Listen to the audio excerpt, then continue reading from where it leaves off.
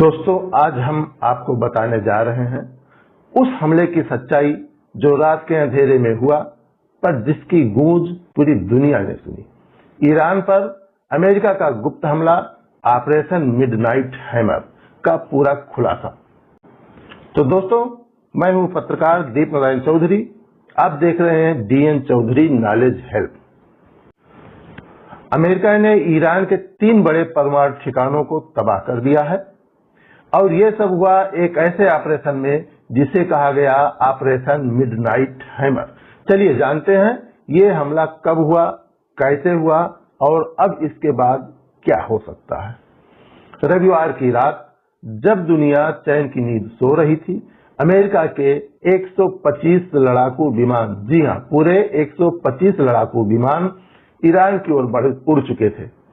America के राष्ट्रपति Donald Trump ने खुद ऐलान किया, हमने ईरान के 3 परमाणु ठिकानों फोर्दो, नतांज, इस्फहान पर हमला किया है और हम सफल रहे हैं। इस हमले का नाम रखा गया ऑपरेशन मिडनाइट हैमर। हमला अमेरिका ने इस ऑपरेशन में इस्तेमाल किए दुनिया के सबसे खतरनाक स्टेल्थ बम्बरसक B-2 स्पिरिट। साथ ही पहली बार इस्तेमाल हुआ यानी बंकर बस्टर बम, जो जमीन के नीचे बने बैंकरों को भी उड़ा सकता है। कुल 125 विमानों में से 7 B-2 बम्बरसक थे और 14 बंकर बस्टर बम गिराए गए। हमला सुबह 4:10 भारतीय समय अनुसार शुरू हुआ और 25 मिनट में खत्म हो गया। अमेरिका के ज्वाइंट चीफ ऑफ स्टाफ के चेयरमैन जनरल डैन कैन ने कहा कि कुछ एयरक्राफ्ट अमेरिका से उड़ान भरकर 18 घंटे की यात्रा के बाद अपने टारगेट के पास पहुंचे, जबकि कुछ ध्यान भटकाने के लिए प्रशांत महासागर की ओर भेजे गए थे। कैन ने आगे कहा, ऐसा लगता है कि ईरान की सतह से हवा में मार करने वाली मिसाइल प्रणाली हमें देख नहीं सकी। इस हमले की योजना अमेरिका और इजराइल ने मिलकर बनाई थी। इजरायली एजेंसियों ने टारगेट तय किए, अमेरिका ने हमला किया। हमला इतना गोपनीय था कि ईरान की एयर डिफेंस को पता तक नहीं चला। इस मिशन में पनडुब्बियों से दागी गई टॉमहाक मिसाइलें और उसके बाद आसमान से बरसे बम। अमेरिका का दावा क्या है, नुकसान कितना हुआ? अमेरिकी रक्षा मंत्री पीट हेगसेथ ने प्रेस कॉन्फ्रेंस में कहा, हमारे सभी बम सही जगह पर गिरे। हमले में आम जनता या सैनिकों को निशाना नहीं बनाया गया। यानी अमेरिका का मकसद सिर्फ परमाणु कार्यक्रम को रोकना था, सत्ता परिवर्तन नहीं। लेकिन असली सवाल है, ईरान अब क्या करेगा?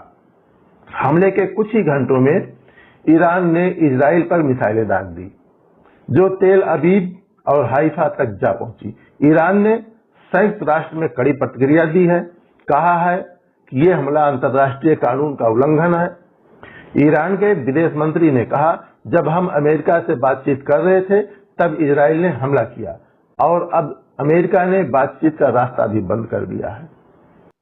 अब आगे क्या होगा? ईरान के सामने 3 रास्ते हैं। पहला, कुछ न करे और कूटनीति से आगे बढ़े। दूसरा, तुरंत जोरदार जवाबी हमला करे, क्योंकि उसके पास भी बैलिस्टिक मिसाइलें हैं और अमेरिकी ठिकानों की पूरी लिस्ट भी है उसके पास। तीसरा विकल्प, इंतजार करे और जब अमेरिका सतर्क ना रहे तब अचानक बड़ा हमला करे। अब देखना है ईरान कौन सा रास्ता चुनता है। आखिरी बात, आपके लिए एक सवाल। दोस्तों, क्या आपको लगता है अमेरिका का यह हमला सही था? क्या ईरान अब पीछे हटेगा या जवाब देगा? और इस पूरे टकराव में भारत को क्या करना चाहिए? अपने जवाब नीचे कमेंट में जरूर लिखिए और ऐसे ही अंतर्राष्ट्रीय मुद्दों को आसान भाषा में जानने के लिए हमारा चैनल सब्सक्राइब कर लीजिए। वीडियो देखने के लिए बहुत बहुत धन्यवाद। फिर मिलते हैं अगले वीडियो में, फिर किसी नए मुद्दे पर, किसी चर्चित खबर पर। तब तक के लिए नमस्ते, धन्यवाद, जय हिंद।